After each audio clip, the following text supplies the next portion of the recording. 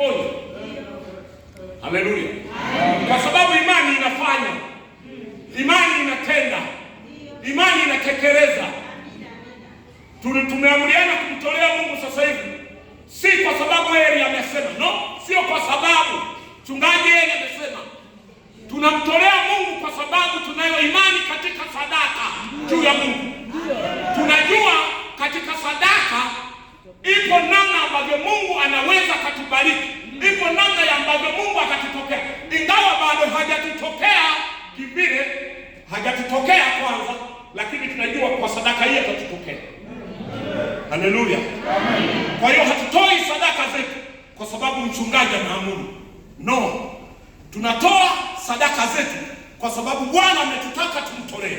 Ila sisi tulio watumishi tunasimamia tu yale ambayo Mungu anataka tuyaongoze. Haleluya! Haleluya tena. Kwa wanaonifuatilia nenda mstari ngapi? Anamtaja mtu mmoja hapa, anasema kwa imani Habili alimtolea Mungu dhabihu iliyo bora kuliko Kaini. Kwa hiyo alishuhudiwa kuwa ana haki. Mungu akazishuhudia sadaka zake, na kwa hiyo ijapokuwa amekufa angali akinena. Unaona sasa? Bwana Yesu asifiwe. Anasema kwa imani. Ukisema kwa imani, si kwa kitu kingine. Maisha yetu ya kawaida tunayokuwa tunayaendesha, mengi tunaendesha kwa nguvu za fedha, kwa mambo ya mwili. Tunavaa nguo hizi kwa fedha, kwa kununua, kwa fedha, kwa kununua. Sawa jamani? Umekaa kiti hicho, akikuja tu ni kwa kununua. Lakini mimi nafundisha kwa imani. Imani inafanyaje? Inaweza ikafanya kitu pasipo nguvu nyingine, yenyewe kama ilivyo imani, ikafungua kitu ambacho hakikuwepo kikawepo. Naeleweka? Bwana Yesu asifiwe. Sasa hapa anazungumza, anasema Habili, kwa imani Habili alimtolea Mungu sadaka iliyo bora. Anaielezea sifa ya ile sadaka. Anasema ile sadaka kwa sababu alimtolea Mungu kwa namna ya moyo wake wa kumcha Mungu, sadaka ile ikahesabiwa kuwa bora mbele za Mungu. Ajapo amekufa yeye zamani na ni mifupa iliyooza, lakini bado angali akinena.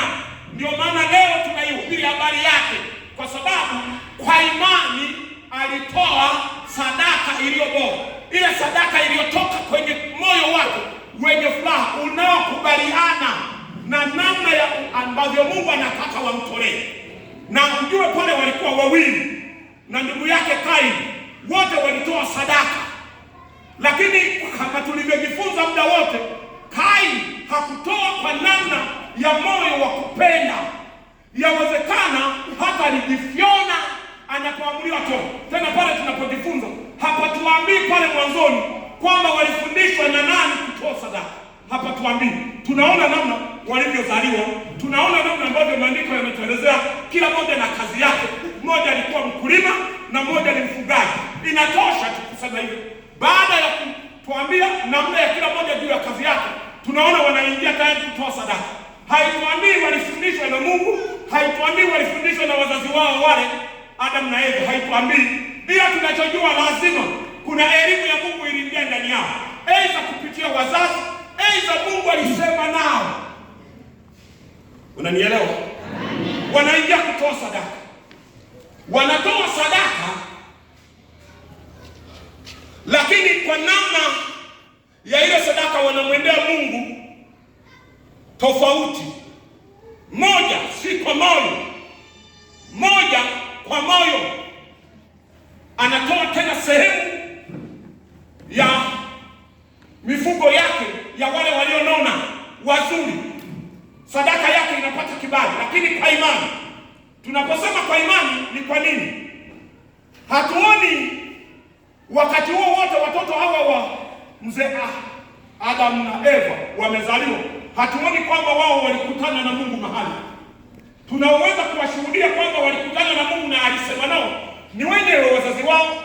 baada ya kuwaweka bustani, ameweka kwenye bustani, wamekaa pale, wamefanya makosa na baadaye wamezaa watoto. Hatuoni mwendelezo wa Mungu kukutana na hao watoto, maandiko yakatuelezea. Ila tunajua lazima wasingefanya jambo kama wasingekuwa wamepata elimu yoyote ya Mungu. Sasa hiyo elimu ya Mungu walianza kuambiwa, pengine kufundishwa. Ndio maana neno linasema kwa imani. Yawezekana walishuhudiwa juu ya jinsi Mungu alivyo Mungu wa baraka, wakaamini. Akaamini yule mwingine alitoa tu kwa sheria. Na ndio maana tunatamani unapotoa usitoe kwa sheria, kwa sababu tunasema tutoe. Mimi napenda sadaka inayoweza kuleta matokeo. Na sadaka ni muhimu sana ukitoa, na hata kabla ya kutoa na ukitoa kuendelea kuiombea. Ni muhimu kuendelea kuiombea. Kwa sababu nataka nikufundishe kitu. Kwa nini unataka kuiombea sadaka kabla hujatoa na baada ya kutoa? Tunaona hawa wawili, Kaini na Habili, wote walitoa. Lakini utoaji wao ulifuatiliwa na adui Shetani. Shetani alifuatilia mapema.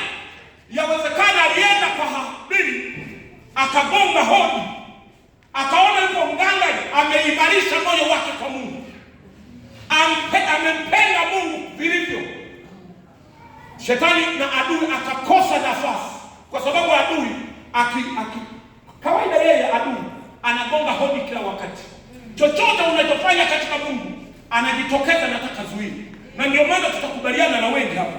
Wapo ambao Shetani amewazuia mara nyingi kufanya mambo ambayo Roho Mtakatifu anamwambia. Amewazuia. Jina la Bwana libarikiwe. Sasa Kaini anajaribu kutoa, Shetani anamzuia, anafanya vurugu kwenye moyo wake, anaanza kumpa akili, umtolee Mungu yote hivi za Mungu naye. Kwa nini? Pengine alikuwa na kaubishi fulani.